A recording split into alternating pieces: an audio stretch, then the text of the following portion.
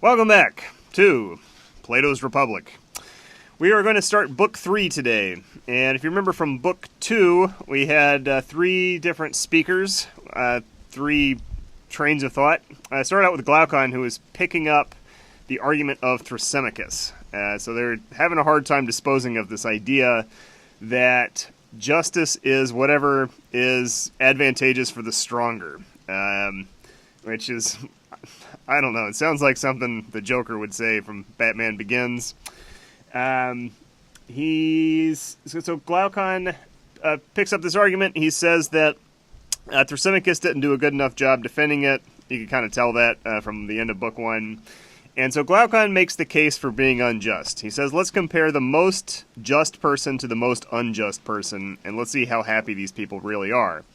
And he says the most unjust person would actually appear to be the most just person. So they'd kind of use secret societies, they'd use connections, they'd use deception to get whatever they wanted from other people by screwing them over. But everyone would think they were a great hero. And he said that is definitely the most unjust person that there could be. Now you compare that to the most just person who everyone thinks is a horrible person. That person not only doesn't get any benefits from being unjust, because they're honest on their taxes, but they're reviled by society and tortured, and all kinds of horrible things happen to them, to the truly just person.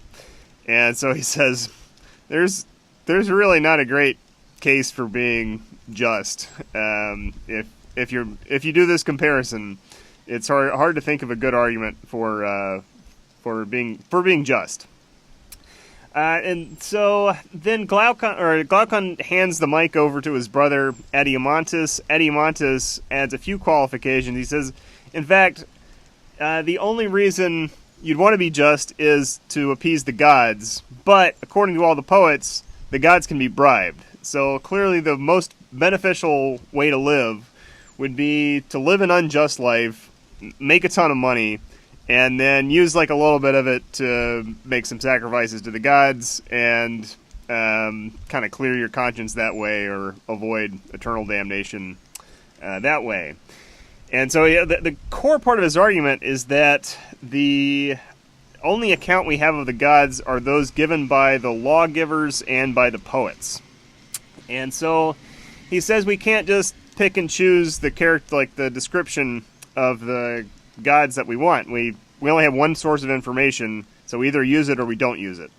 I saw this as a very important distinction because it comes into play. He completely ignores it in the second half of Book 2. So Socrates doesn't do a direct refutation. Instead of talking about justice at the individual level, he starts talking about justice at the society level and building up this ideal society, starting with 4 or 5 guys and kind of building it up in his mind to this bustling metropolis with their own army and merchants and a navy and all this. And he starts talking about the nature of these guardians, or kind of the army, in his ideal society. He says they need to be spirited, so they'll attack the enemy, but they also need to be tender, so they don't attack each other or impose tyranny on this ideal city. And in verse he says that these two characteristics can never be found in the same person, but then he says, wait, hold on, they can in a dog, because you have a dog that tries to attack an enemy, and then he's really friendly to his owners. And he says that the reason the dog does that is because of philosophy. When I first read that, I thought it was ridiculous, but I looked at the footnote after I made the video, and of course philosophy just means the literal Greek meaning, love of knowledge. So philos being love, Sophie being knowledge. And in this case, it's in the very limited sense of the dog loves to know who a person is, whether it's a good person or bad person. The more the dog knows, the better it can distinguish between kind of the friends and enemies. And so he says, similarly, the guardians must have a love of philosophy. Seems like a little bit of a word trick there, to going from the dog just wanting to know who the stranger is, to the guardians needing to study music and philosophy. But no one's really stopping Socrates from this argument that he's laying out. And I found that particularly disappointing because Adeimantus starts agreeing with Socrates when Socrates, toward the end of Book 2, starts characterizing the gods. And he says, well, in our ideal city, we can't have any of these bad myths about the gods doing bad things. We need the gods to be respected. And so, all this stuff that Homer and Hesiod said, we can't have that in our city. And so he starts kind of inferring or deducing what characteristics the gods must have. And there's that one sentence in particular, when I looked at the footnote, it says that kind of "the" was used as a universal qualifier. And so it could be, I could see how this could be used later to prove that God is perfect if you're like, St. Thomas Aquinas or another medieval scholasticist. But in the meantime, he's kind of deducing what characteristics the gods must have, and Adeimantus goes along with it. And I was really disappointed in Adeimantus because before he said we only have one source of information about the gods, and that is the poets. And now he's kind of going along with this deductive path. Even though it doesn't always make a lot of sense. It's like, oh yeah, the gods can be responsible only for good things, never bad things. It's like, why? Well, because the gods are perfect. It's like, well, why? Because they must be the best thing. Like, why? Well, because they're the gods. They're the best. It's just kind of a circular argument that just relies on, the word definitions. So, yeah, so I was very disappointed at Adeimantus there for conceding that. We'll see where Socrates is going with this description of the gods. We kind of left him describing the gods as essentially being perfect, and then the guardians as being both God-fearing and godlike. And so I thought that was very interesting, as in that the role of mythology and propaganda is going to kind of take the center here. We have the guardians. We got the hierarchy I gave at the end was the philosopher kind of characterizes the gods to the poets. The poets create the stories about gods for the guardians to believe and to fear, and then all the people kind of look up to the guardians almost as gods because they're godlike, and also kind of fear gods on their own account, so that they don't go around like they're all wearing the ring of Gyges. Okay, so that brings us up to the present moment. We'll see where Socrates is taking this argument. I think we're still going to be talking about the guardians for a little while, and then hopefully loop it back to like finishing up the city. It might take this in like the next 8 books to describe the ideal city. I really don't know where it's going. And then we kind of want to get back to justice at the individual level. Like, can we refute the argument of Thrasymachus, like really, and can we refute the argument of Glaucon? Look, kind of comparing the ultimate evil to the ultimate good person, to whom nothing good happens. So here we go. Going to Book 3, and let's get started. Socrates' narration continues. Socrates. Where the gods are concerned, then, it seems that those are the sorts of stories the future guardians should and should not hear from childhood on. If they are to honor the gods and their parents, and not treat lightly their friendship with one another. Okay, so yeah, we had kind of these... Socrates just seemed kind of mad at the poets. Be like, yeah, that whole story about the god causing the fall of Troy, no, we got to rip that one out. That's not a keeper. Okay. Adeimantus. I am sure we are right about that. Socrates. What about if they are to be courageous? Shouldn't they be told stories that will make them least likely to fear death? Or do you think that anyone ever becomes courageous if he has that fear in his heart? Adeimantus. No, by Zeus, I do not. Okay, so another important part in Book 2 was these lies. So he said we kind of tell lies to children, and then that kind of gets turned into maybe we should tell lies to adults too. My kind of interpretation, I guess it's a Straussian interpretation, is that is where kind of Adeimantus being a turncoat should sort of indicate that Socrates is flipping into lie mode. So he's now lying to the children. And I was kind of idly speculating in the last video about the age of Glaucon and Adeimantus. And turns out they are indeed a generation younger than Socrates, since they are Plato's age, or thereabouts. So Socrates has just said he should be able to lie to children in this ideal state. And he's talking to children, i.e. Glaucon and Adeimantus and Plato. So I don't trust anything out of Socrates' mouth at this point. Once he said that he's allowed to lie in order to achieve the greater good. Okay.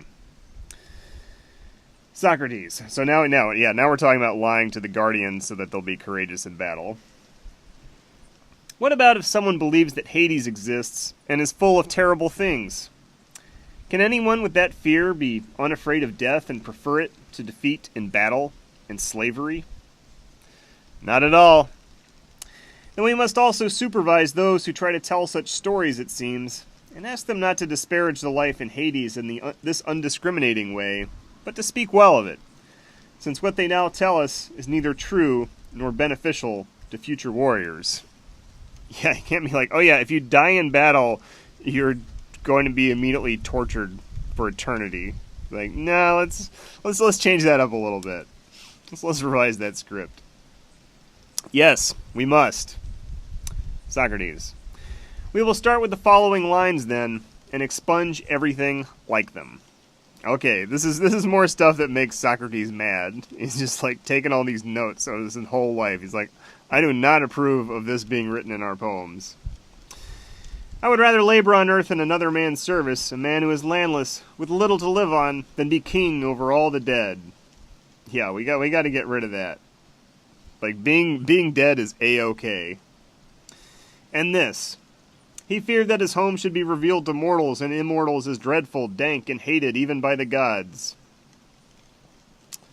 And, alas, there survives in the halls of Hades a soul, a mere phantasm, with its wits completely gone. Yeah, I don't want to be in that hall for eternity. It's like the Hades psycho ward. And this. He alone can think others to be flitting shadows.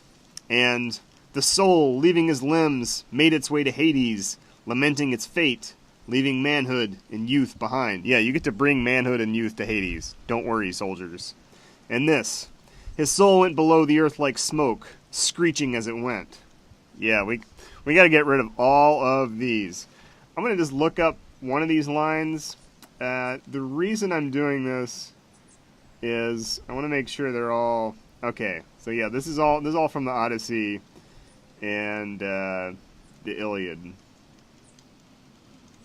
The reason I was checking those is this other book that I read last year. It's called Philosophy Between the Lines, and he says sometimes authors make deliberate mistakes, especially when they're quoting something that should kind of tip you off that their agenda might be different from what it appears to be on the surface. But these all look like legit quotes. I mean, I don't recognize them, but C.D.C. Reeve did. And as when bats in an awful cave fly around screeching if one of them falls from the cluster on the ceiling, all clinging to one another, their souls went screeching. Yeah, I don't want to be there either. We will beg Homer and the rest of the poets not to be angry if we delete these and all similar passages.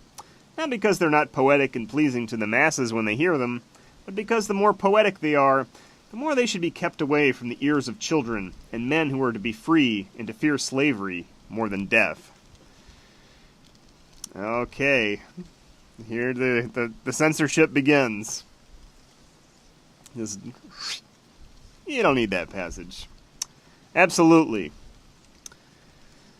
Then, in addition, we must also get rid of the terrible and frightening names that occur in such passages. Cocytus, Styx, those below, the sapless ones, and all the other names of the same pattern that supposedly make everyone who hears them shudder. That's exactly what I did.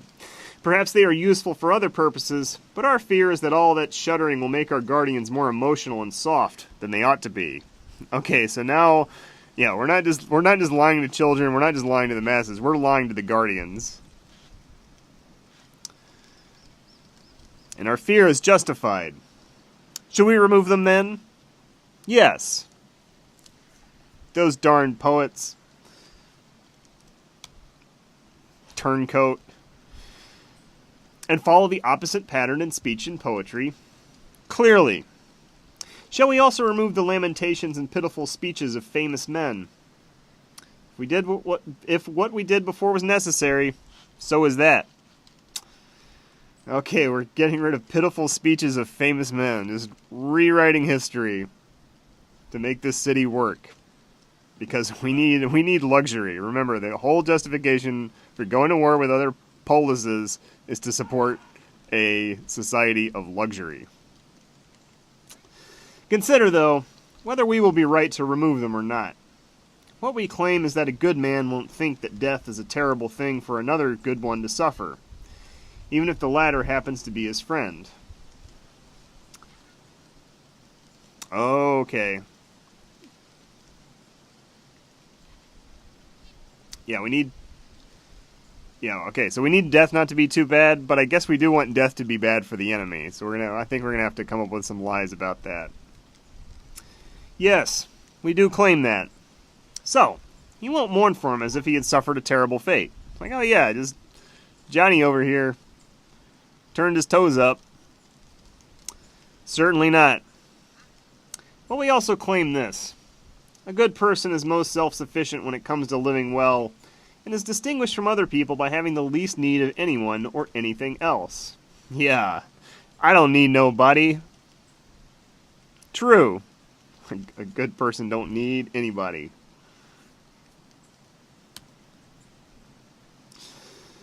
Socrates. So it's less terrible for him than for anyone else to be deprived of a son, brother, possessions, or the like.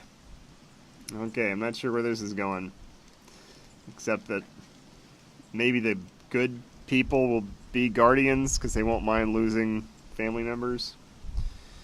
Yes, much less.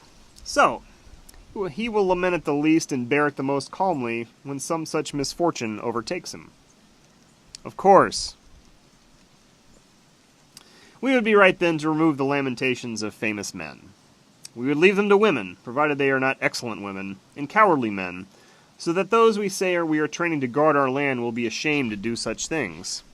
So I think that means we don't want the guardians to read these speeches, these pitiful speeches, like these eulogies, because it might make them have similar lamentations.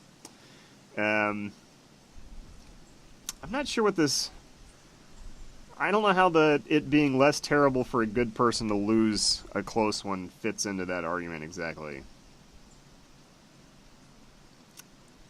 Except, yeah, I don't...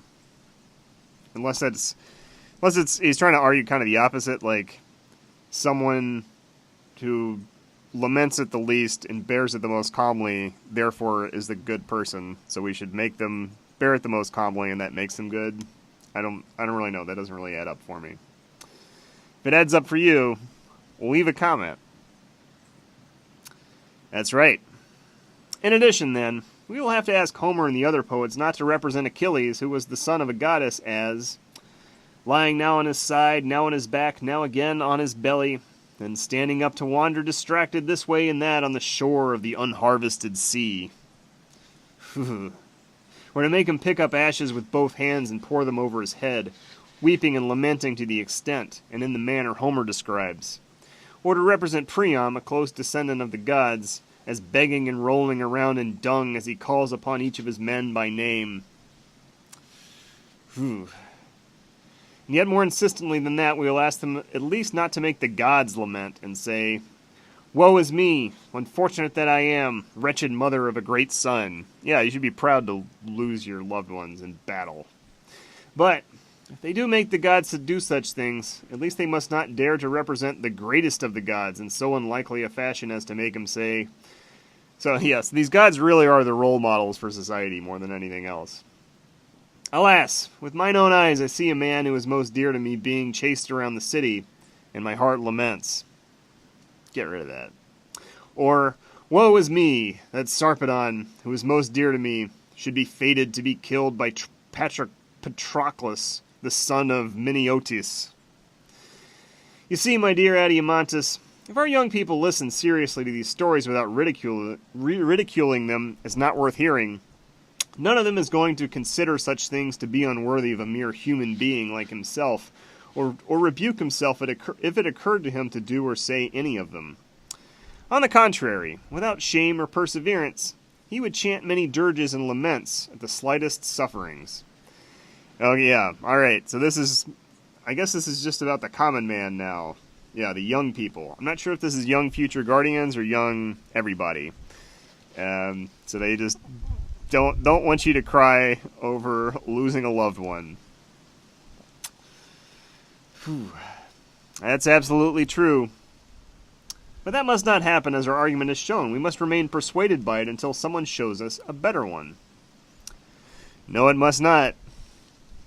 Okay, the lies begin. Keep up the war machine. It's all right here. Moreover, you must not be lovers of laughter either. For whenever anyone gives in to violent laughter, a violent reaction pretty much always follows. That's what I do. I laugh violently and then there's blood on the floor. I agree. So, if someone represents worthwhile people as overcome by laughter, we must not accept it. We will accept it even less if they represent the gods in that way. Okay, so we don't want worthwhile people, like no laughing, no crying. What a great place to live. Much less. Then, we must not accept the following sorts of sayings about the gods from Homer. This guy really has it in for Homer. And this is kind of putting Socrates on top of the hierarchy. First he was saying, like, well, philosophy is really important. And now he's saying, well, okay, also, everybody's listening to Homer. Stop listening to Homer. I'm the guy with the answers. We need to take this stuff out. An unquenchable laughter arose among the blessed gods as they saw Hephaestus limping through the hall. Yeah, no laughing at that. According to your argument, they must be rejected. Yeah, okay. This is such a slippery guy. So Adeimantus says, yes, if you want to attribute it to me, but they must be rejected in any case. So it's like Socrates, he's kind of the ultimate salesman. You know, he had like you have the string of yeses, like yes, yes, yes, yes, and then they can't say no. And now he's like, oh yeah, that was a great idea you had. Like that's like the number one technique in, like, I don't know, organizations. It's like you make your boss think that the idea was his.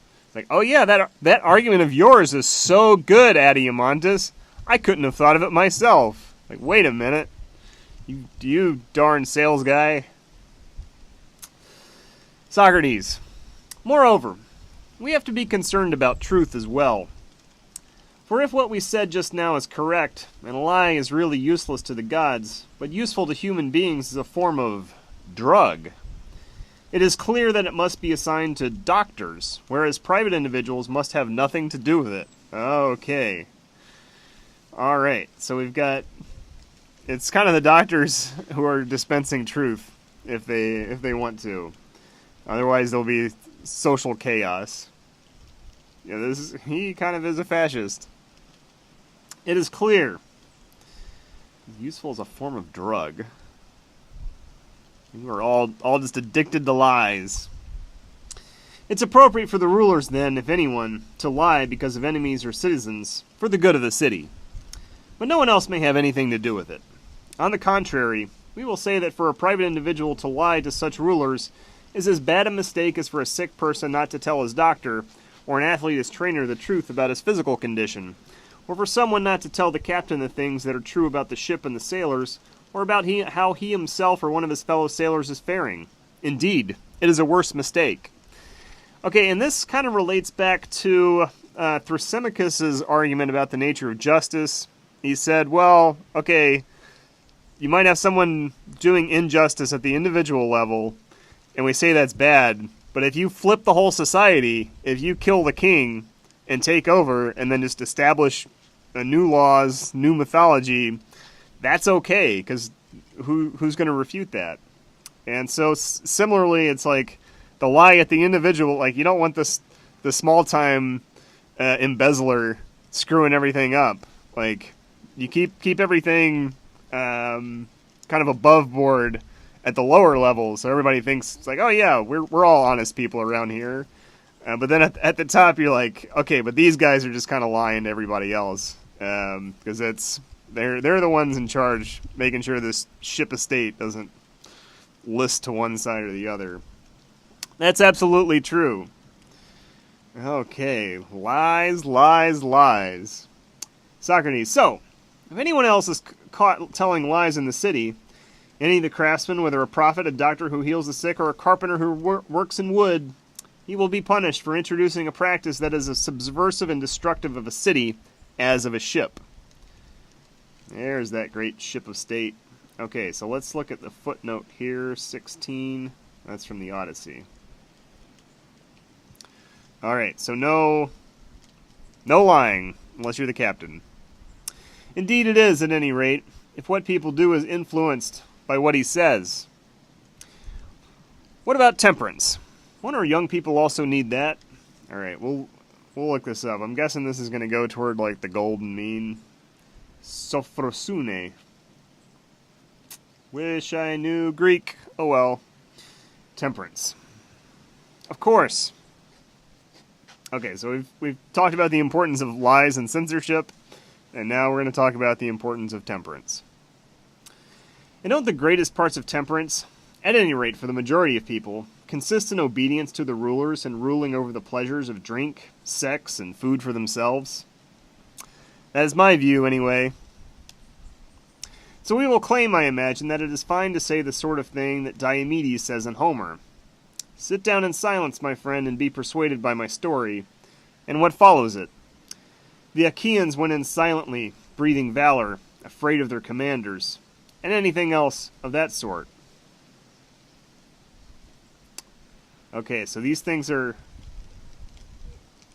okay, so I guess he's kind of focusing on the silence then. He's like, it's alright just to tell people to sit down and shut up. But what about things like, you drunkard, with the eyes of a dog and the heart of a deer, and what follows it? Are they, then, fine things to say? What about all the other headstrong things that private individuals say to their rulers in works of prose or poetry? Calling somebody a drunkard? Not fine. That, I imagine, is because they are not suitable for inculcating temperance in the young people who hear them. But it would not be surprising if they were found pleasant in some other context. What do you think? Adeimantus, the same as you. Come on, stand up for yourself, Adeimantus. Push back here. Socrates is steamrolling you. Maybe he's got the goods on Adeimantus. What about making the wisest man say that the best thing of all, as it seems to him, is when the tables are well laden with bread and meat, and the wine-bearer draws wine from the mixing bowl, brings it, and pours it in the cups? That is the good life. Do you think that hearing things like that is suitable for inculcating self-mastery in young people? Or that death by starvation is the most pitiful fate? Or how about Zeus stayed awake all alone deliberating when all the other gods and mortals were asleep, then easily forgot all his plans because of his sexual appetite, and was so overcome by the sight of Hera that he did not even want to go to their bedroom, but possessed her there on the ground, saying that his appetite for her was even greater than it was when they first made love to one another, without their parents' knowledge? Or what about the chaining together of Ares and Aphrodite by Hephaestus for similar reasons? Yeah, can't have that story being told. It's like Zeus meets 50 Shades of Grey. No, by Zeus, that does not seem suitable to me. Okay, now this is all about teaching the young people temperance. On the other hand, if there are any words or deeds of famous men that express perseverance in the face of everything, surely they must be seen and heard.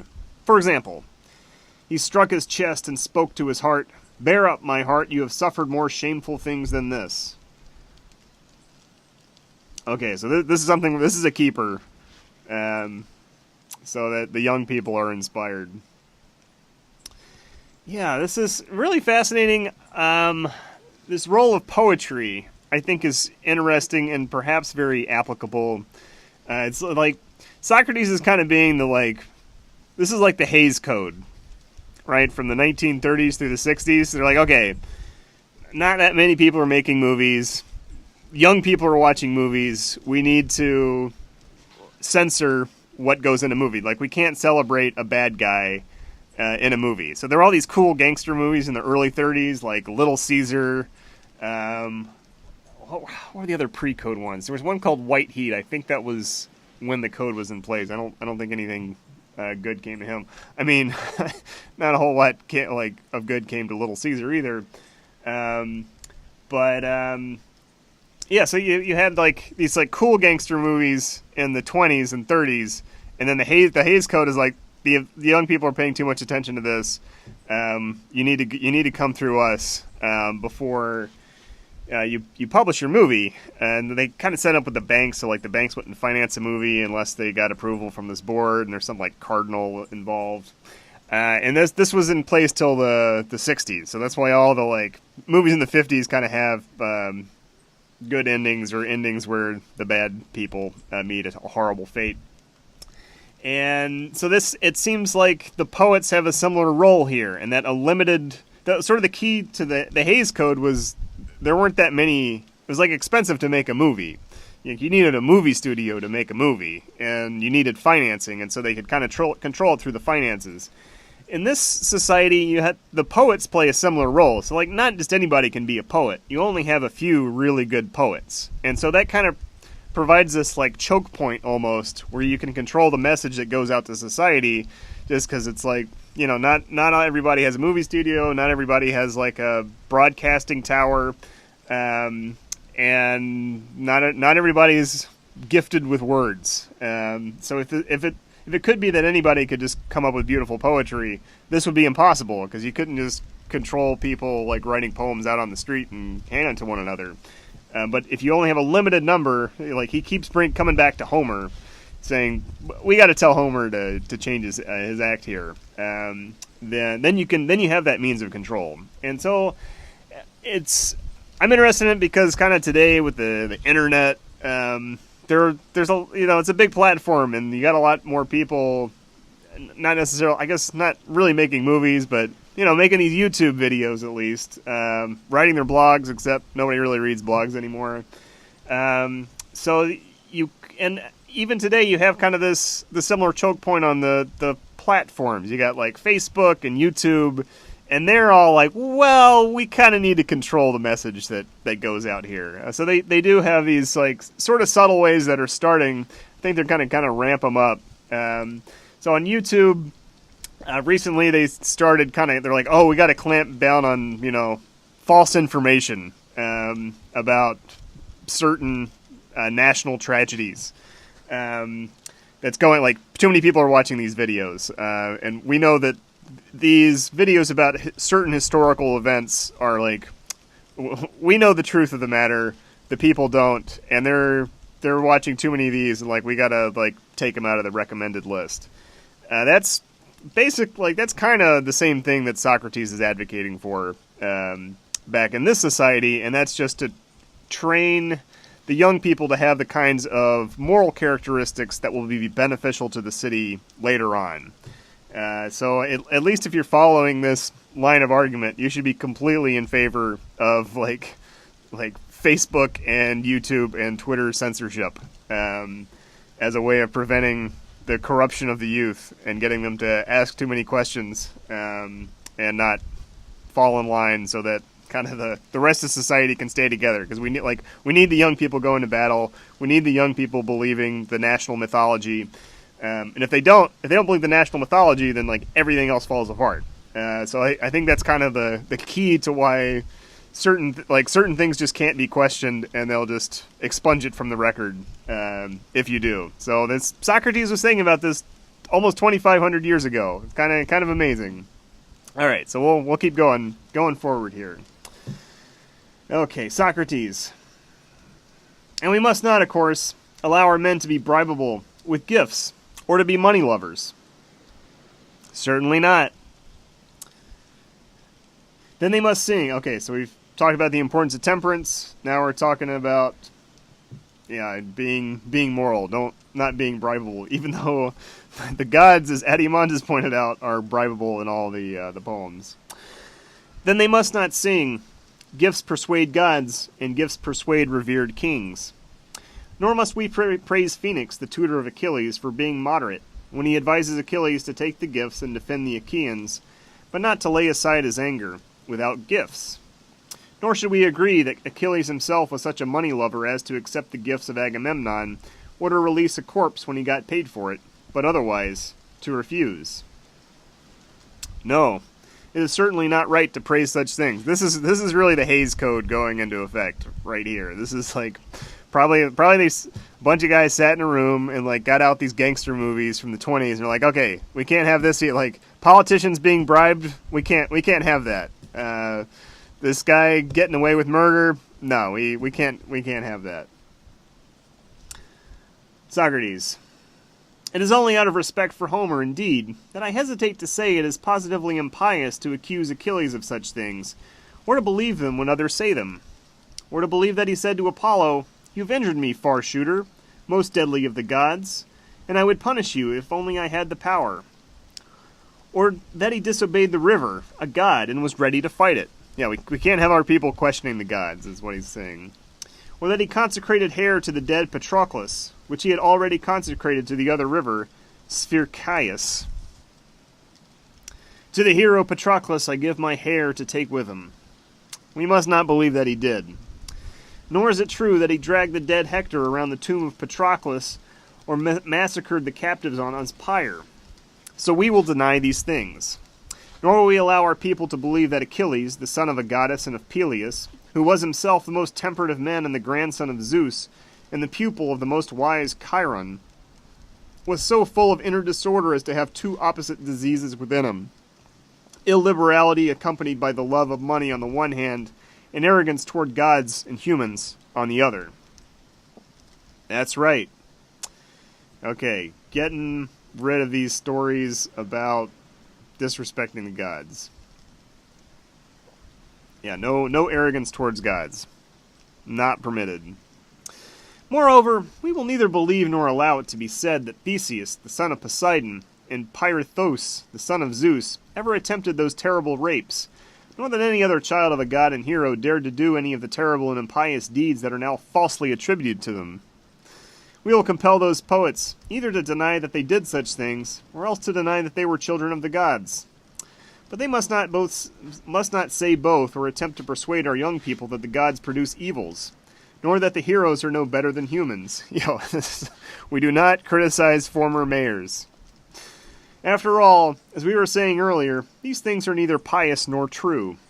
For we demonstrated, I take it, that it is impossible for the gods to produce evils. We certainly did. Oh man, he's just rewriting everything now. Goodbye poetry. And they are also positively harmful to those who hear them.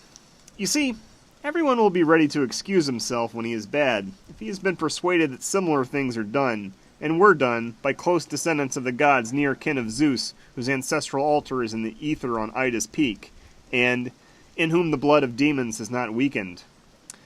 So I did look up the demon's note. It's like, a demon is something between a human and a god, or between a mortal and a god.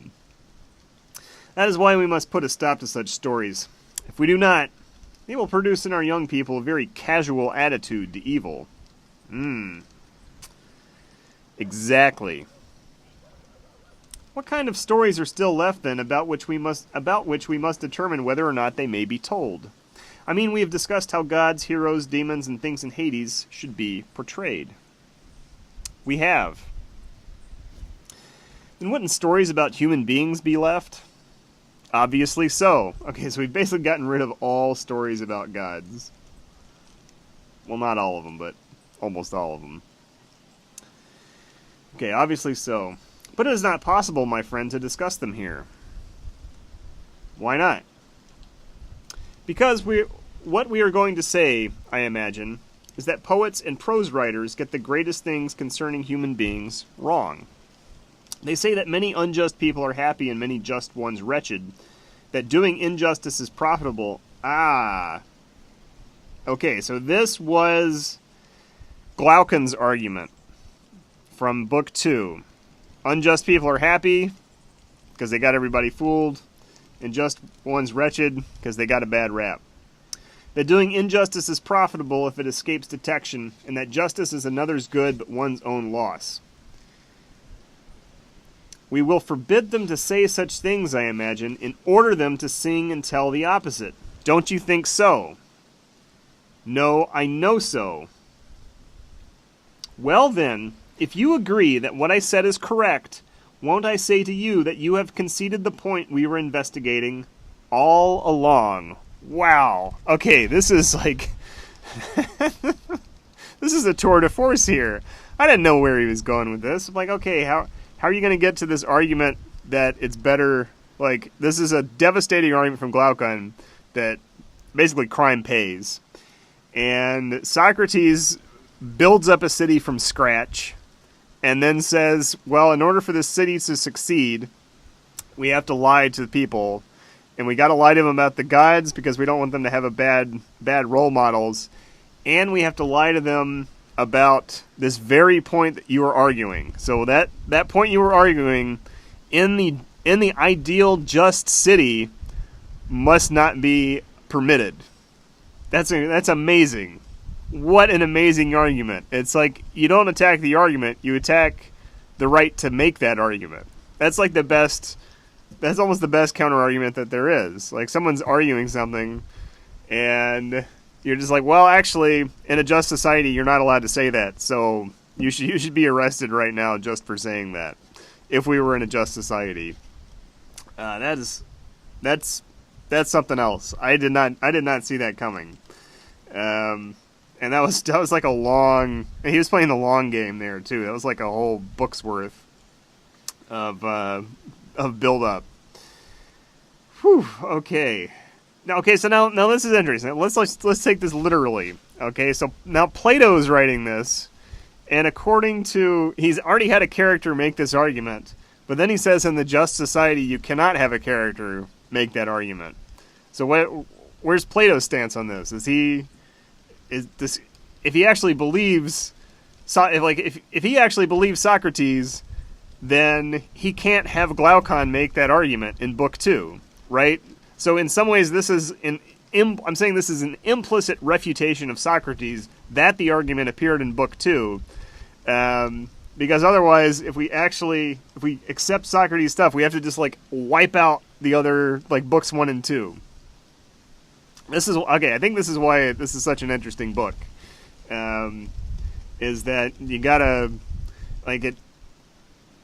You kind of bring the author into it, and you gotta kind of like reason about it at a higher level than just taking this literally, because he's talking about the nature of speech, the nature of publishing, the nature of what you're allowed to say and not allowed to say. And so I think we have to kind of take this larger sort of critical view to figure out, what the real meaning is, or what maybe Plato's position on this is. This is awesome. Good book, Plato. Nice work. Adeimantus, and your claim would be correct. Then, we won't come to an agreement about what stories should be told about human beings until we have discovered what sort of thing justice is, and how, given its nature, it profits the one who has it, whether he is believed to be just or not. Okay, so now he's getting back to the argument saying the person who is just is going to benefit even if some people think he's unjust. That's absolutely right. Our discussion of the content of stories is complete then. So I thought he said he's punning. Okay, so he's saying, all right, we got everything figured out except what we're telling humans, or the stories about humans, until we figure out the nature of justice. Okay. Yeah, are we going to have to come up with our own Book of Job here to say that, well, yeah, sometimes you just suffer, but it's okay in the end. That's absolutely right. Our discussion of the content of stories is complete then. Our next task, I take it, is to investigate their style. And then we will have completely investigated both what they should say and how they should say it. Adeimantus. I don't understand what you mean. Well, we must see that you do. Maybe this will help you grasp it better. Isn't everything said by poets and storytellers a narration of past, present, or future events? Okay. So we're starting to investigate the style. Brace yourself. Of course. And don't they proceed by narration alone? Narration through imitation, or both? I need a still clearer understanding of that, too. Where are you going with this, Socrates? What a ridiculously unclear teacher I seem to be. I love this. This is more Socratic self-deprecation. Seems to be a very, very good rhetorical technique. So, I will do what incompetent speakers do. I won't try to deal with the subject as a whole. Instead, I will take up a particular example and use that to explain what I mean. Tell me, do you know the beginning of the Iliad where the poet tells us that Chryses begged Agamemnon to release his daughter, that Agamemnon got angry, and that Chryses, having failed to get what he wanted, prayed to his god to punish the Achaeans? I do. You know, then, that up to the lines, he begged all the Achaeans, but especially the commanders of the army, the two sons of Atreus, the poet himself is speaking, and is not trying to make us think that the speaker is anyone but himself.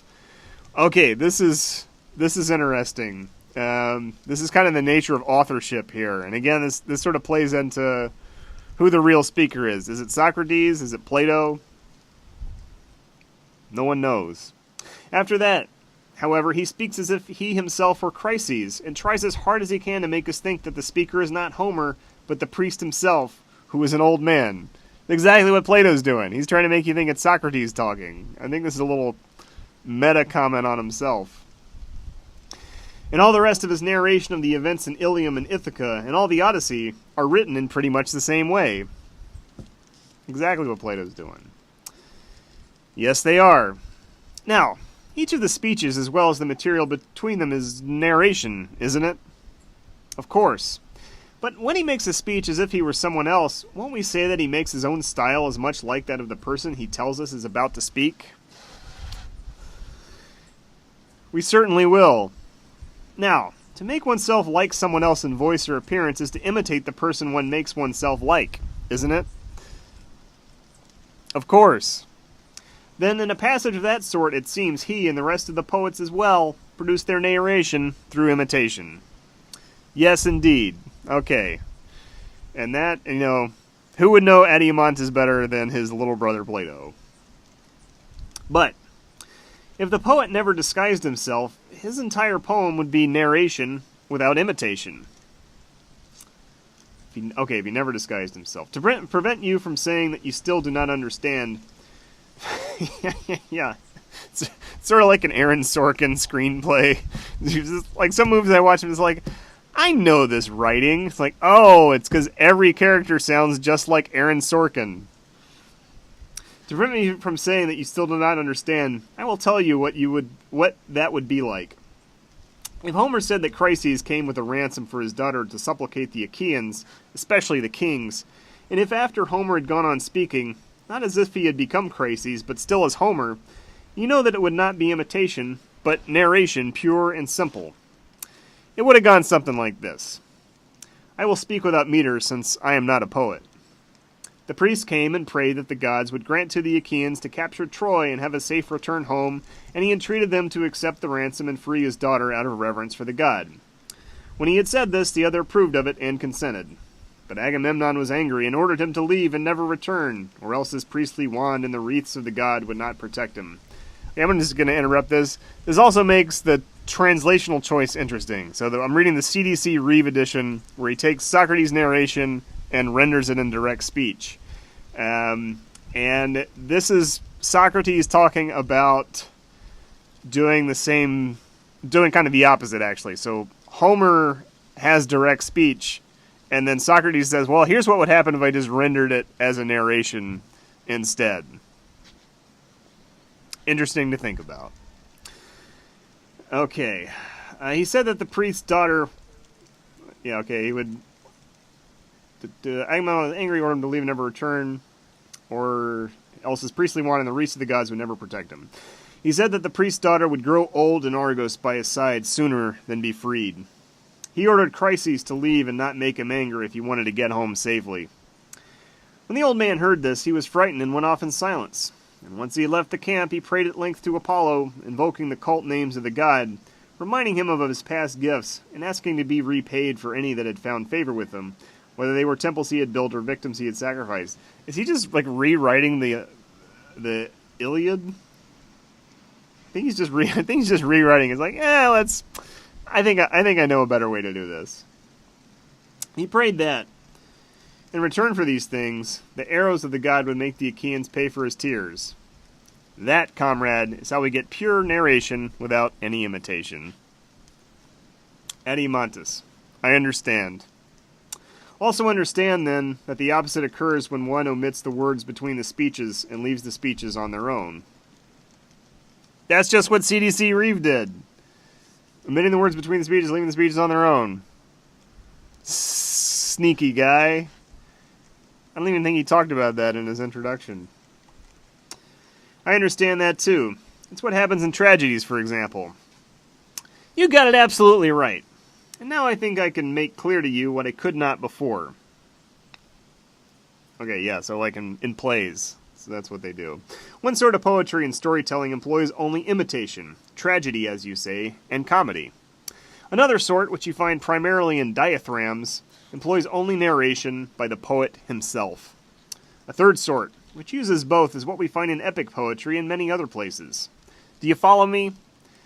And so, like, this translation, I guess, is the third sort, because we have Socrates' narration begins, and then we have the direct speech. And, okay, well, I'll see. I don't know where this is going, but Socrates is clever. You know, he can play that long game. Okay, yes, I understand what you meant. And before that, as you remember, we said that we had already dealt with content, but we had yet to investigate style. Yes, I remember. What I meant then was just this. We need to come to an agreement about whether to allow our poets to narrate as imitators, or as imitators of some things but not others, and what sorts of things these are, or not to allow them to imitate at all. Whew. Yeah, do you have your, like, are we going to allow movies, or just do you have some guy talking into the microphone and saying what happened? Adeimantus. I imagine you are considering whether we will admit tragedy and comedy into our city or not. Socrates. Perhaps so, but it may be an even wider question than that. I really do not know yet, but wherever the wind of argument blows us, so to speak, that is where we must go. The wind of argument. I like that phrase. Yes, well put. So does Adeimantus. What I want you to consider then, Adeimantus, is whether our guardians should be imitators or not.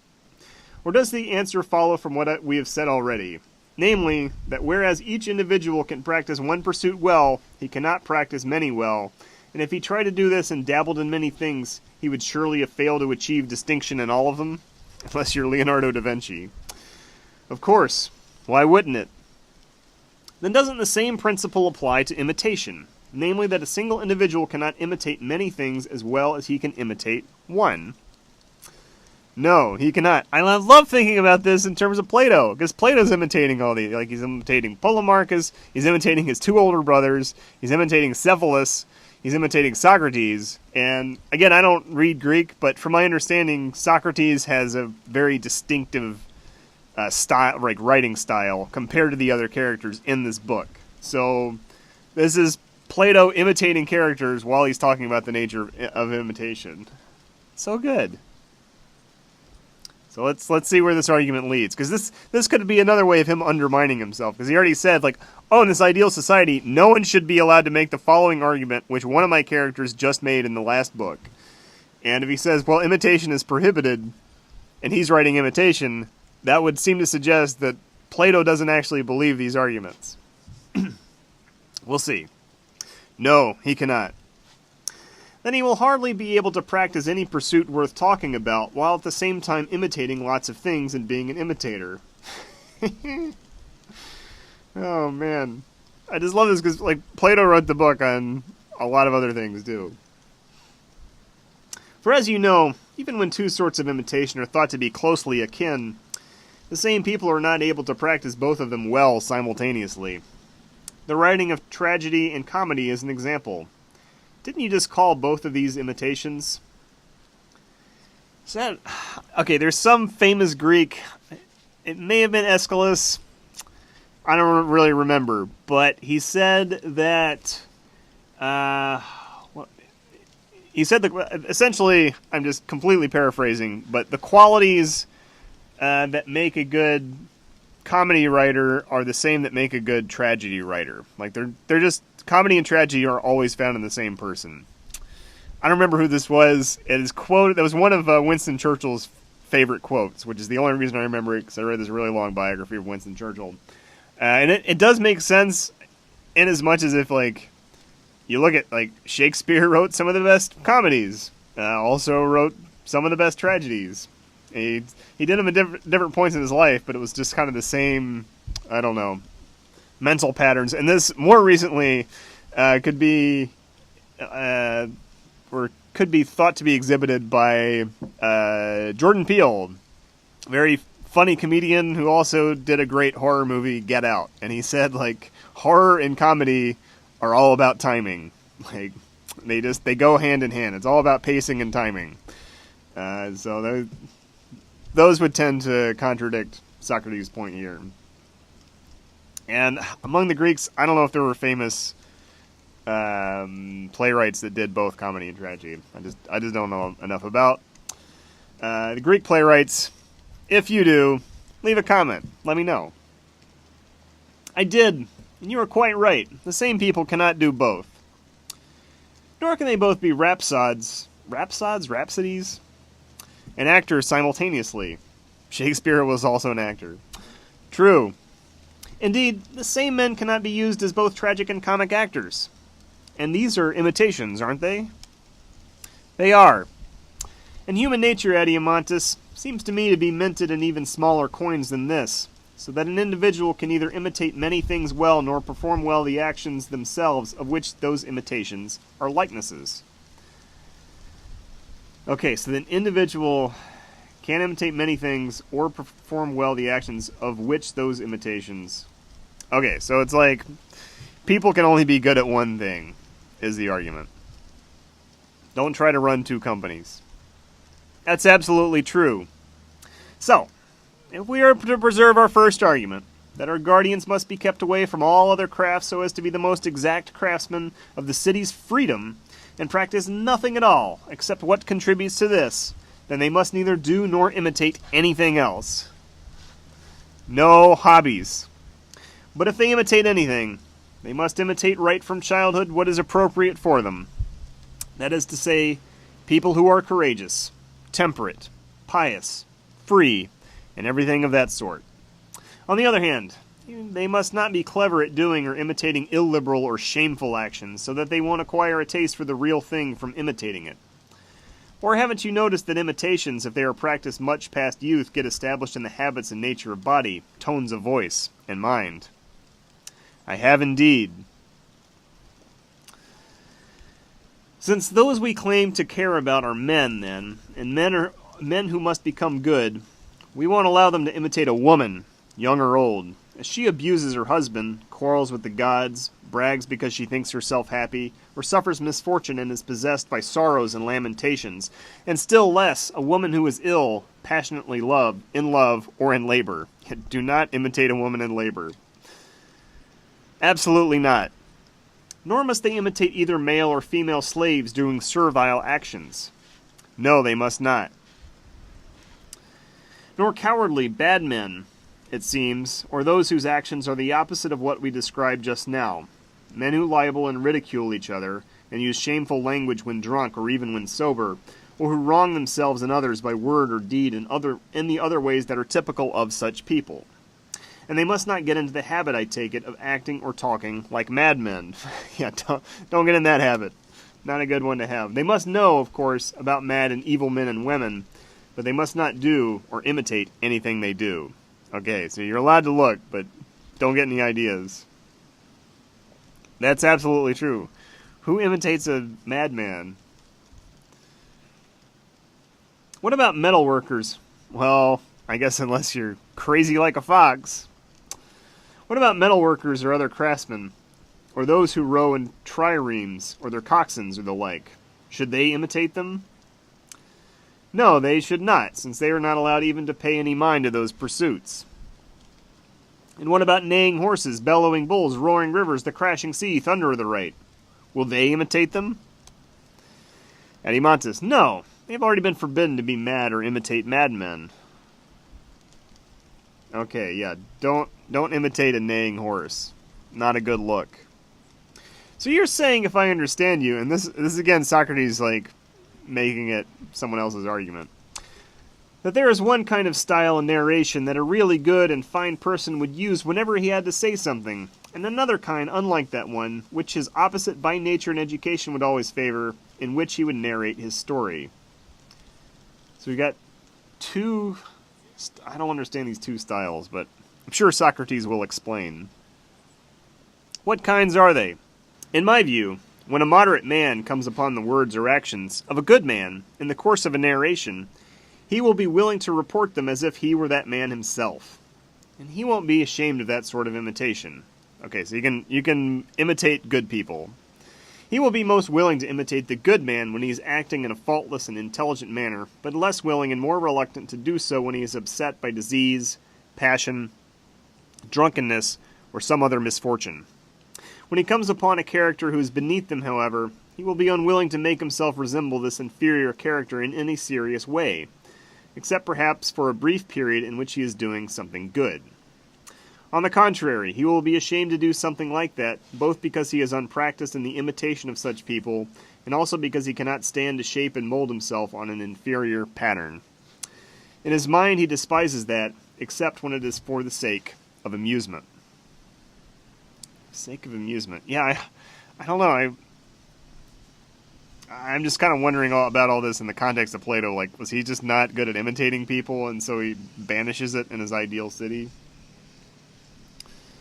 Probably so. Won't he use the sorts of narration, then, that we described in dealing with the Homeric epics a moment ago? And through his style of speaking will involve both imitation and other sort of narration? Won't imitation play a small part even in a long story? Or am I talking nonsense? Not at all. That must indeed be the pattern followed by that sort of speaker. Okay. Both imitation and other sorts of narration. But this is almost all imitation. Socrates. As for the other sort of speaker, the more inferior he is, the more willing he will be to narrate anything and to consider nothing beneath him.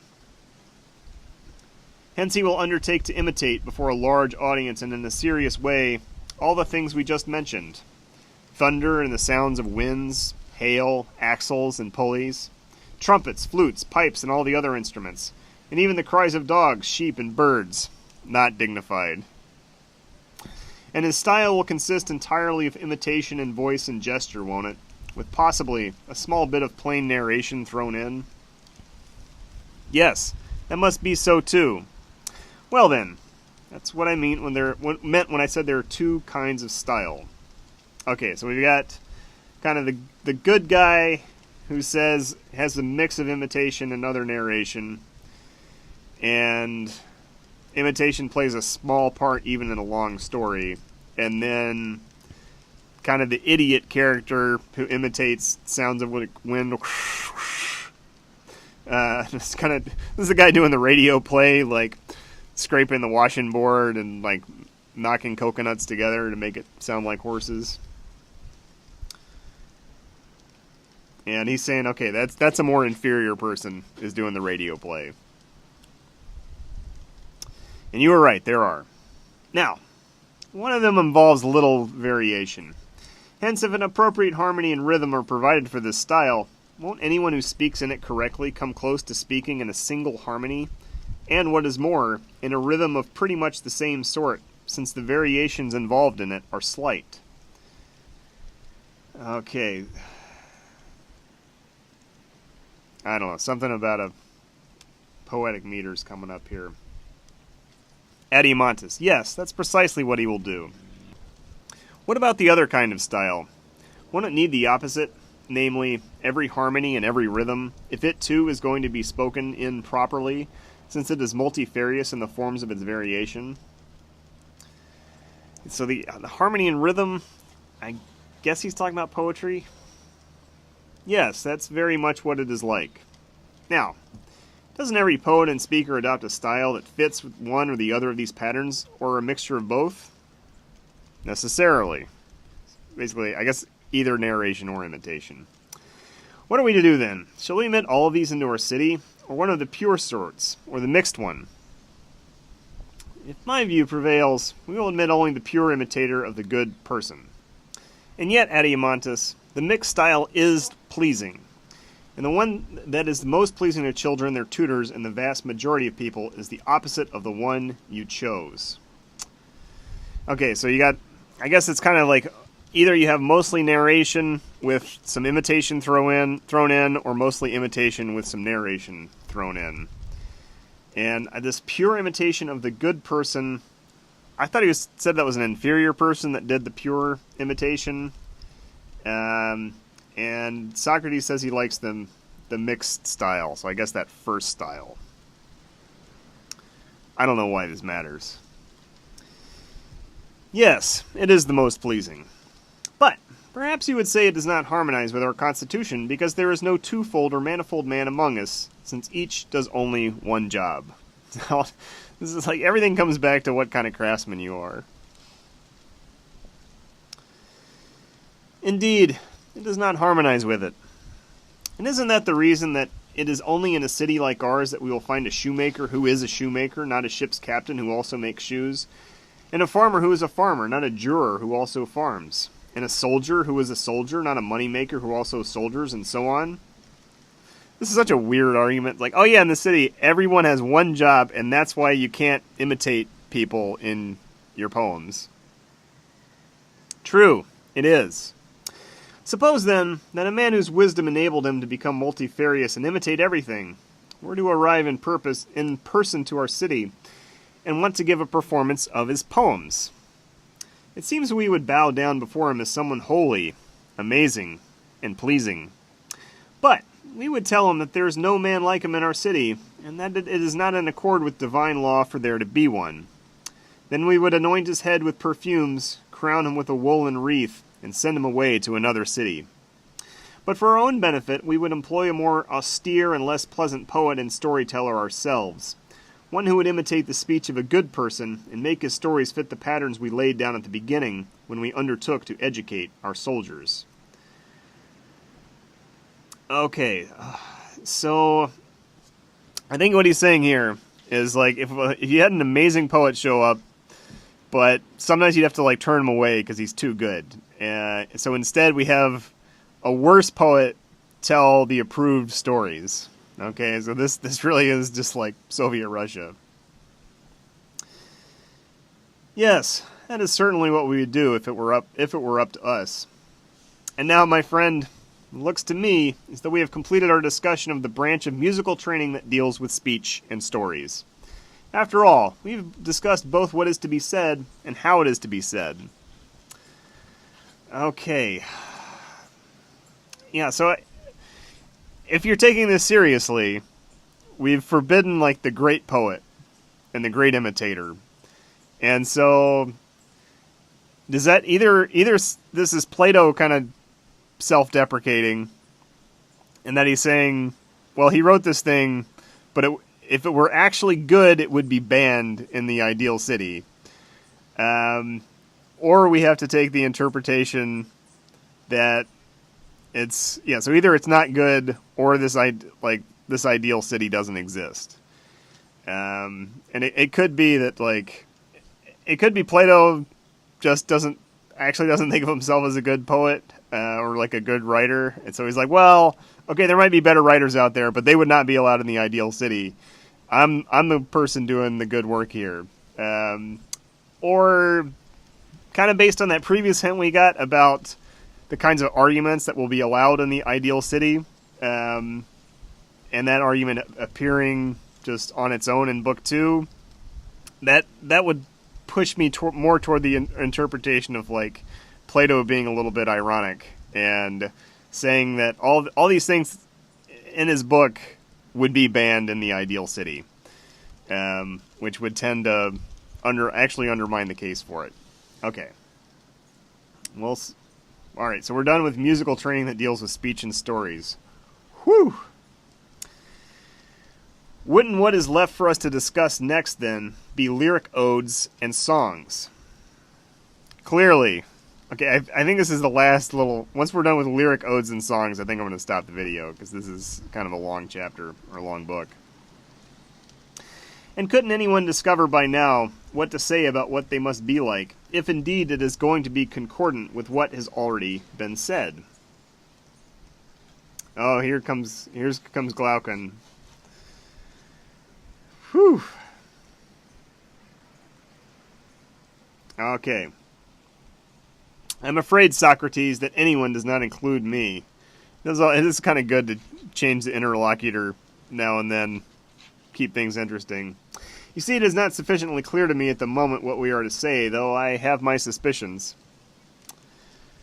Nonetheless, you are sufficiently clear about this. First, that a song consists of 3 elements: speech, harmony, and rhythm.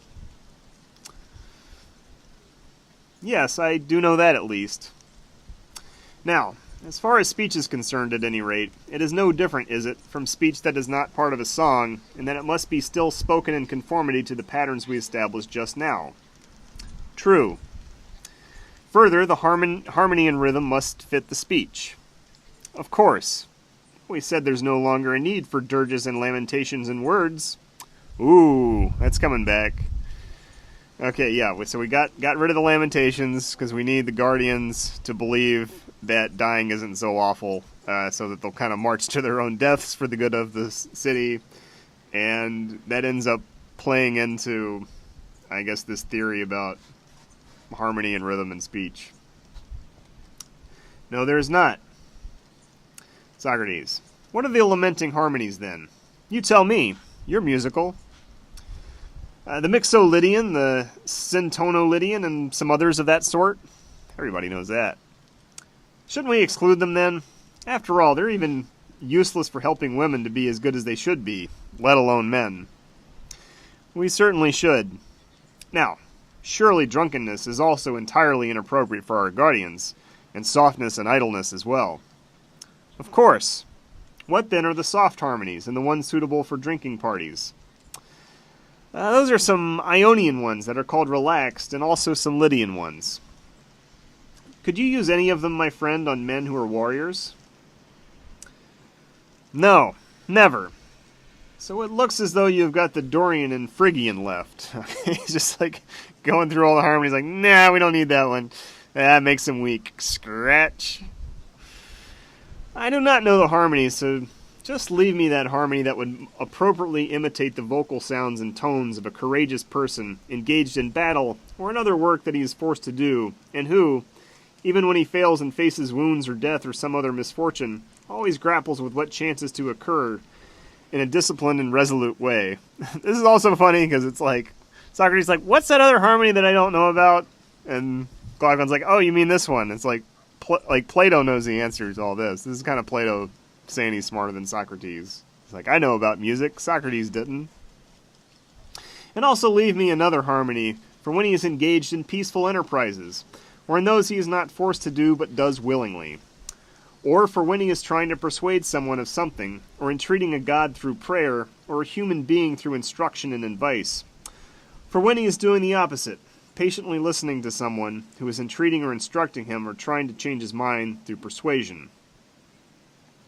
Okay, so we're going to have harmonies for being engaged in peaceful enterprises, and for being a courageous person in battle, and when he's trying to persuade, a harmony for persuading someone. Leave me the harmony that will imitate him when he does not behave arrogantly when these things turn out as he intends. but on the contrary is temperate and moderate in all these enterprises, and satisfied with their outcomes. Leave me these two harmonies, then, the forced and the willing, that will best imitate the voices of temperate and courageous men in good fortune and in bad. And here's persuasion coming back again.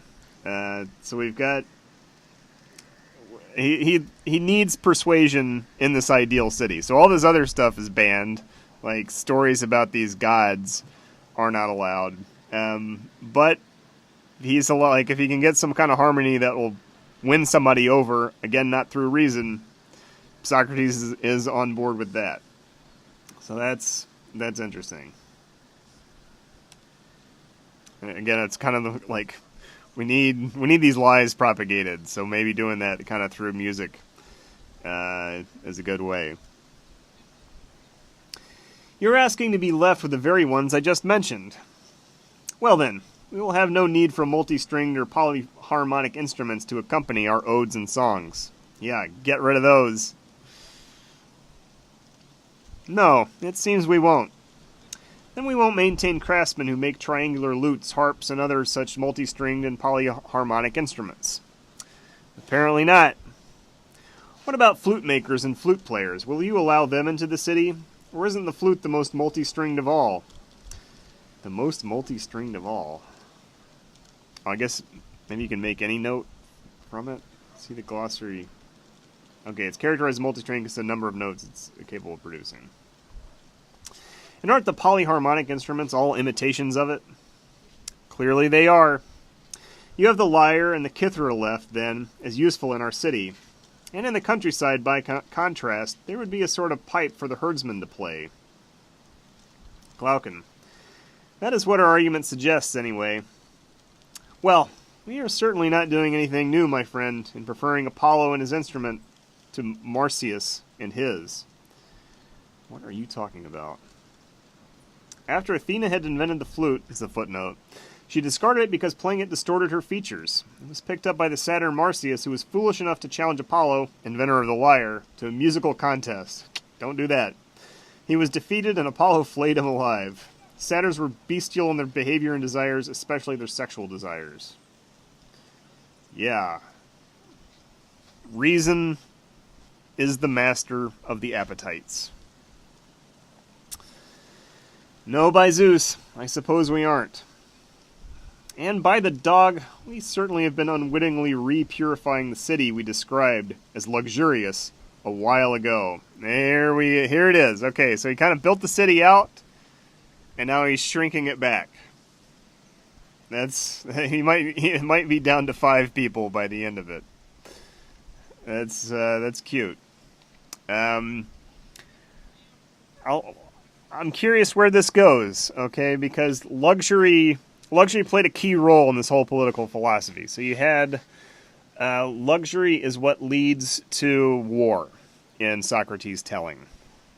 And we need these guardians to be temperate, and so we're kind of getting rid of all of these. We're kind of getting rid of the luxuries, which might get rid of the necessity to have war, which would get rid of the necessity to have the guardians, which would get rid of the justification for some of these arguments, namely that forbidden argument that a just person can be unhappy. So he might actually, maybe he's pulling this thread and then the whole city will fall apart. I'm not sure. That'd be kind of funny if it did. It would make these apparent contradictions make more sense, since Plato is doing these forbidden things, imitation on the one hand, and then this forbidden argument about the just versus the unjust person. Okay, Glaucon says, that just shows how temperate we are. Socrates, then let's complete the purification. Now, the next topic after harmonies is the discussion of rhythms. We should not chase after complexity or multifariousness in the basic elements. On the contrary, we should try to discover the rhythms of a life that is ordered and courageous, and then adapt the metrical foot and the melody to the speech characteristic of it, not the speech to them. Okay, so we're finding the good life and then figuring out the speech that, the metrical foot and melody to the speech characteristic of it. And sort of similar to, he's talking about those harmonies. He's like, well, the lamentation harmonies, like that Lydian stuff, let's get rid of that. Ionian, that's no good. We just need the two harmonies, one for the courageous person, and then one for the persuasive person. Like those are the only two harmonies that we're going to keep. Okay, and now we need rhythms similar to that. Yeah, it's a really interesting idea just to kind of control the emotions of society through controlling the allowed musical harmonies, essentially. No, by Zeus, I cannot tell you that. Okay, so Socrates is saying, like, I'm not the rhythm expert here. Why don't you tell me what I mean?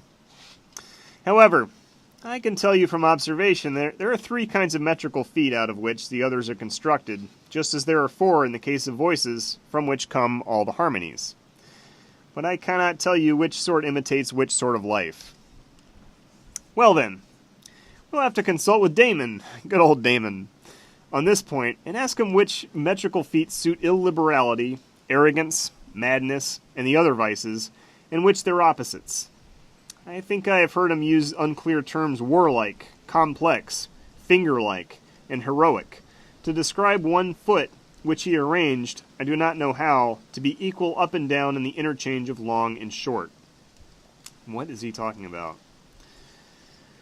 Okay, I'm going to look at the footnotes here. 51. Reading Daktulikov with Jackson and Waterfield. No idea what he's talking about. The foot being described is probably the dactyl. Long, short, short. It is warlike and heroic, because Greek heroic poetry was written in dactylic hexameter. Complex, because it consists of a long syllable and two short ones, equal up and down in the interchange of long and short, because a long syllable is equal in length to two short ones, and finger-like, because the first joint of a finger is roughly equal in length to the other two. So, long, short, short. I just learned something today. The dactyl. Okay. And I think he called one foot an iamb and another a trochee, and assigned long and short quantities to them. So I think trochee is long, short, and iamb is short, long. Da-da-da-da-da-da-da-da. In the case of some of these, I think he approved or disapproved of the tempo of the foot as much as of the rhythm itself, or of some combination of the two. I cannot tell you which. But as I said, we will leave these things to Damon, since to decide them would take a long discussion.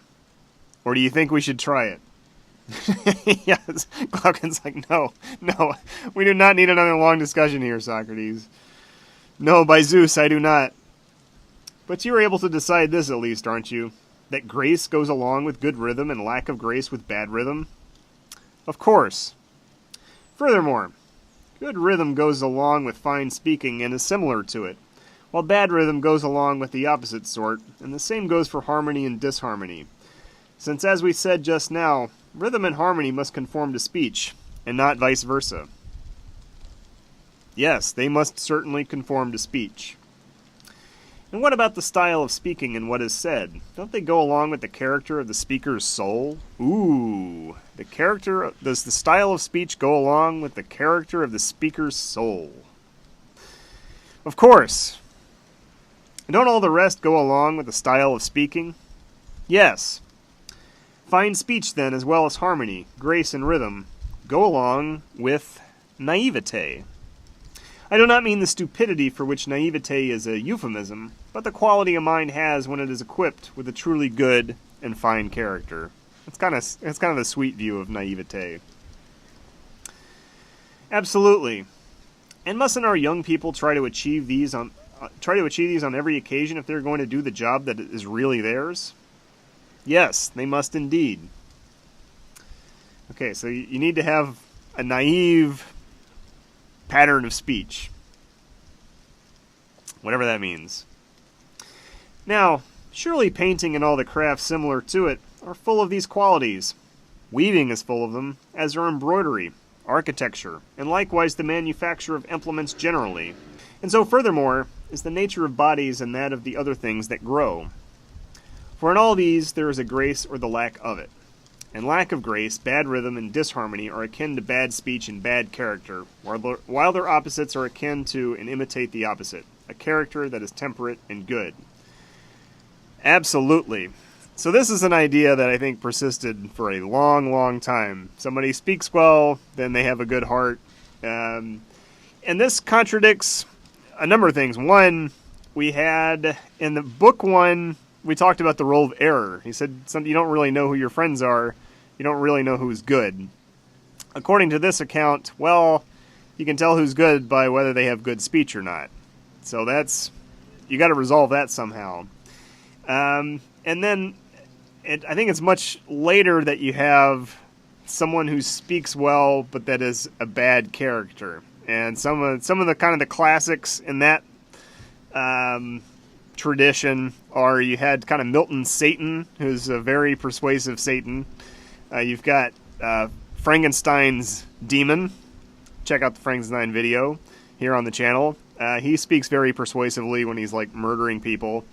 And then one of my favorites is the book Lolita. Humbert Humbert writes very persuasively and beautifully. It's just some of the most beautiful writing of the 20th century is from this character who's a pedophile. And that, for me, that's kind of the final nail in the coffin of treating aesthetics and morality as the same thing. And in particular, good character and good speech going together. So we have these newer contradictions to this argument, but then we got that book one contradiction as well. So I don't know how we're going to get out of this hole. But Glaucon doesn't care. Glaucon says, absolutely. Is it only poets we have to supervise, then, compelling them either to embody the image of a good character in their poems, or else not to practice their craft among us? Or mustn't we also supervise all the other craftsmen, and forbid them to represent a character that is bad, intemperate, illiberal, and graceless, in their images of living beings, in their buildings, or in any of the other products of their craft? And mustn't the one who finds this impossible be prevented from practicing in our city, so that our guardians will not be brought up on images of evil, as in a meadow of bad grass, where they crop and graze every day from all that surrounds them until, little by little, they unwittingly accumulate a great evil in their souls? Instead, mustn't we look for craftsmen who are naturally capable of pursuing what is fine and graceful in their work, so that our young people will live in a healthy place and be benefited on all sides as the influence exerted by those fine works affects their eyes and ears like a healthy breeze from wholesome regions, and imperceptibly guides them from the earliest childhood into being similar to, friendly toward, and concordant with the beauty of reason. It's a very beautifully written passage. A lot of imagery there of these craftsmen and this, grazing in the bad grass. The healthy breeze, like a healthy breeze from wholesome regions. So it's very, very persuasively done. This is the sort of thing where I wish I knew Greek so I could kind of see what he's doing here on maybe the metrical side, the rhythmic side, because he is writing very persuasively here and very beautifully, which is exactly the sort of thing that he's describing, saying we need all of our craftsmen to only make representations of good things happening, so that our guardians can be good people. Food for thought. So we're here, we're ripping out more luxuries. Glaucon, yes, that would be by far the best education for them. Then aren't these the reasons, Glaucon, that musical training is most important? First, because rhythm and harmony permeate the innermost element of the soul, affect it more powerfully than anything else, and bring it grace. Such education makes one graceful if one is properly trained, and the opposite if one is not. Second, because anyone who's been properly trained will quickly notice if something has been omitted from a thing, or if that thing has not been well crafted or well grown. And so, since he feels distaste correctly, he will praise fine things and be pleased by them, take them into his soul, and through being nourished by them, become fine and good. What is ugly or shameful, on the other hand, he will correctly condemn and hate while he is still young, before he is able to grasp the reason. Yeah, this. I don't think this guy's dealt with teenagers. You know, it's like, okay, you're only exposed to the good stuff, and then there's like, hey, want a cigarette?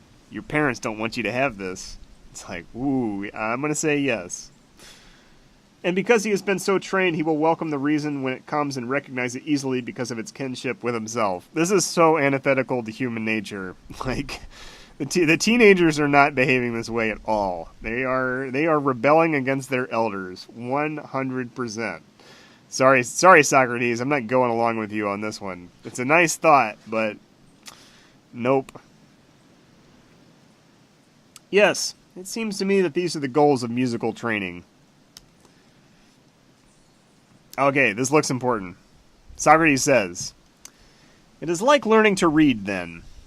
We became adequately proficient only when the few letters that there are did not escape us in any of the different words in which they are scattered about. When we did not disregard them either in a small word or a great one, as if they were not worth noticing, but tried hard to distinguish them wherever they occur, knowing that we would not be competent readers until we knew our letters." I'm going to go over this again.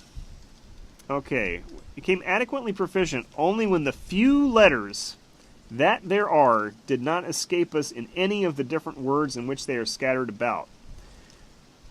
So we've got these words. Why are these letters scattered in different words?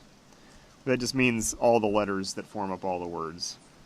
And when we did not disregard them either in a small word or a great one, as if they were not worth noticing, but tried hard to distinguish them wherever they occur, knowing that we would not be competent readers until we knew our letters.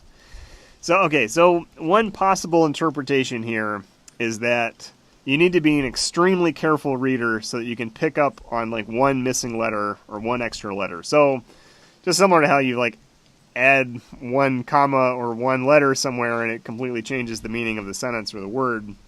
It could be that there are small details that he's put in here that change the meaning of the text. So that's the kind of like Straussian interpretation of this passage, which I'm not reading the Greek, but I am picking up on some contradictions in this text so far that really make me question what the real meaning is. All right, so Glaucon says true. And isn't it also true that if there are images of letters reflected in water or mirrors, we won't know them until we know the letters themselves, for both abilities are parts of the same craft and discipline. Okay, absolutely.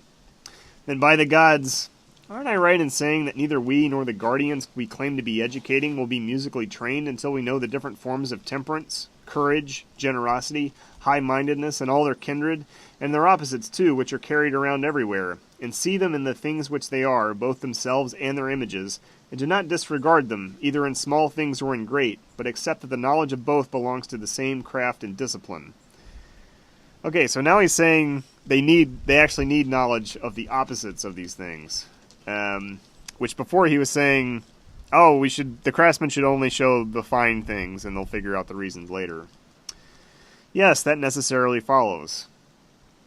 So I'm not sure where this is going. It could be that this is the justification for luxury, because you need the guardians to see the opposite of the good, but it also provides them with a job, because luxury is the whole reason we have guardians in the first place. I don't know. Yes, that necessarily follows. Then, if the fine habits in someone's soul and those in his physical form agree and are in concord with one another, so that both share the same pattern, wouldn't that be the most beautiful sight for anyone capable of seeing it? Yes, by God. And surely the most beautiful is also the most lovable, isn't it? Of course. A really musical person, then, would passionately love people who are most like that. But a disharmonious person he would not passionately love. Evil love. No, he would not. At least not if the defect were in the soul. If it were only in the body, however, he would put up with it and still be willing to embrace the boy who had it. I understand that you love or have loved such a boy yourself, and I agree with you. But tell me this, does excessive pleasure share anything in common with temperance? Okay, I'm just going to skip ahead here. Alright, he's starting to talk. Okay, all right. So he's coming to the end of the musical thing. I'm gonna stop there. So I'm gonna stop in a few pages. I was making sure he wasn't getting off on too much of a tangent. Okay, does excessive pleasure share anything in common with temperance? How can it? It surely drives one no less mad than pain does. What about with any other virtue? Glaucon. Never. And what about with arrogance and intemperance? Yes, with them most of all. Can you think of any pleasure that is greater or keener than sexual pleasure? No, I cannot. Or of a more insane one either. There's that deranged and insane master that Cephalus talked about in Book 1. But isn't the right sort of passion a naturally moderate and musically educated passion for order and beauty?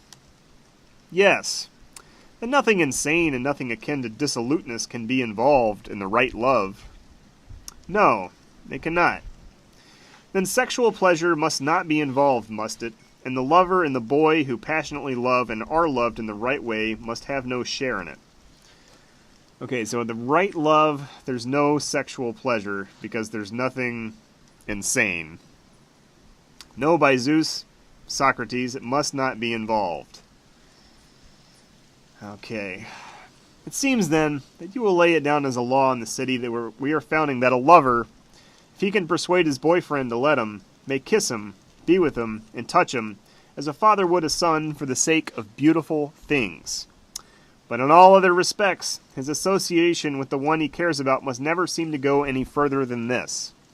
Otherwise he will be reproached as untrained in music and as lacking in appreciation for beautiful things.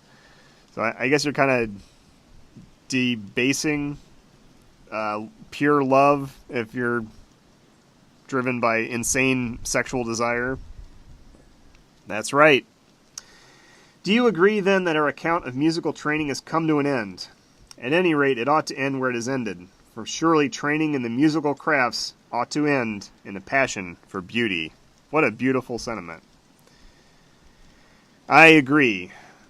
Now, after musical training, our young people must be given physical training. Okay, I'm going to stop the video here, because we've gone far enough in my book. We're covering a lot of territory. I'll see if I can recap this somewhat successfully. So we started out talking about the kinds of stories that the Guardians were allowed to hear. And in particular, we're talking about not having the gods engage in certain kinds of behavior, because that gives the Guardians the wrong idea. So he was talking about that, and he's also talking about all these lines in poetry that would have to be excised, because the gods aren't... Basically, the gods aren't behaving as they should. And then he sort of finishes up talking about what we're allowed to say about the gods, which, again, sort of contradicts the accounts of, like, the previous account of the gods that Adeimantus believed. And then he starts talking about the accounts that we're allowed to have about human beings. And that sort of takes this circuitous route. So first we have this great refutation of the previous argument from Book 2 about the just versus unjust people and how happy they are. So he says that he builds up this big argument about the ideal city, and then says, in this ideal city, we cannot have it be said that a just person is unhappy. And that would not be allowed in an ideal city, and therefore that's the refutation to the argument. And it's sort of predicated on needing the Guardians to believe certain things so that they will go into battle.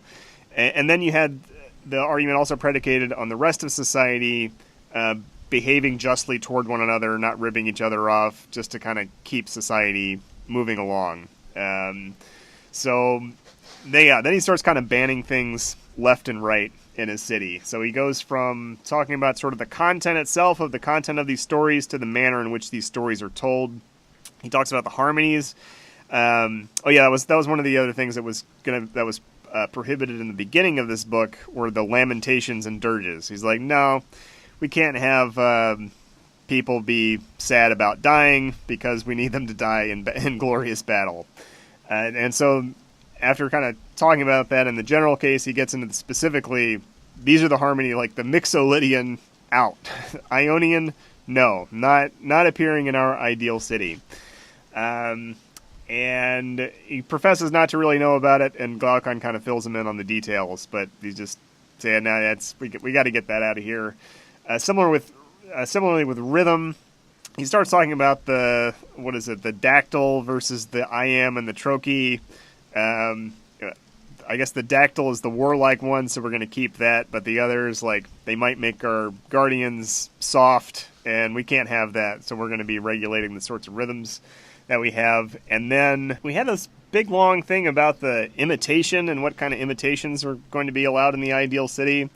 And he says there are sort of these two types of speeches. One where it's a lot of imitation with a little bit of narration sprinkled in, and the other where it's a lot of narration with a little bit of imitation thrown in. So he starts saying, like, in our ideal city, the imitators are going to be banned because we need somebody who's only good at one thing, and imitation cannot be that thing. It's like, if you're an imitator, it means you're full of multifariousness, and we'd rather have actors and poets who aren't very good, but who are able to kind of toe the party line.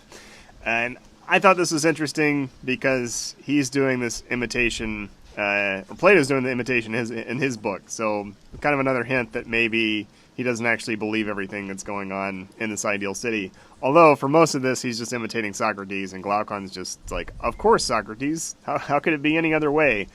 But Books 1 and Book 2 did have longer speeches, and compelling speeches from characters that seem to be in a different tone from that of Socrates. And so then finally, we have the role of beauty here coming in, and this concordance with the musical training has to do with appreciation for beauty, and then we have this type of sexual love banned, or sexual desire banned, because it's not in accord with the appreciation for beauty. And so he's saying kind of beautiful people have beautiful characters. But again, that's contradicted in books 1 and 2, and so I don't know how that gets resolved exactly. So, covered a lot of ground here in Book 3, the nature of speech, music, tragedy, comedy, acting, and it seems more and more enigmatic to me, just because we're kind of layering in contradictions here, and I don't really know. Yeah, I don't know where it's going to lead. I'm curious to see this. The last bit I'll say that I'm kind of curious about is that in this last bit he talked about the role of sexual desire that showed up. Well, it was one of the first things that showed up in the book with Cephalus talking about, like, yeah, you get old, but it's nice being freed from that insane and deranged master. The word insane came back here again in reference to sexual desire. So I'm kind of curious if, like, I don't know, like, you can prohibit things, but people are always going to break those, people are going to break those rules, especially when it comes to sexual desire. So I almost wonder if old people are going to figure into this somehow, because of their lack of sexual desire. If those should be the real people running the city here, I'm not too sure. So yeah, a lot of sex and lies here in the ideal city. Well, we will see where it goes later. Hope you're enjoying this so far. We'll see what other kind of lies we'll tell the Guardians in the second half of Book 3, tomorrow's video. In the meantime, hit the like button, hit the subscribe button, and I'll be seeing you.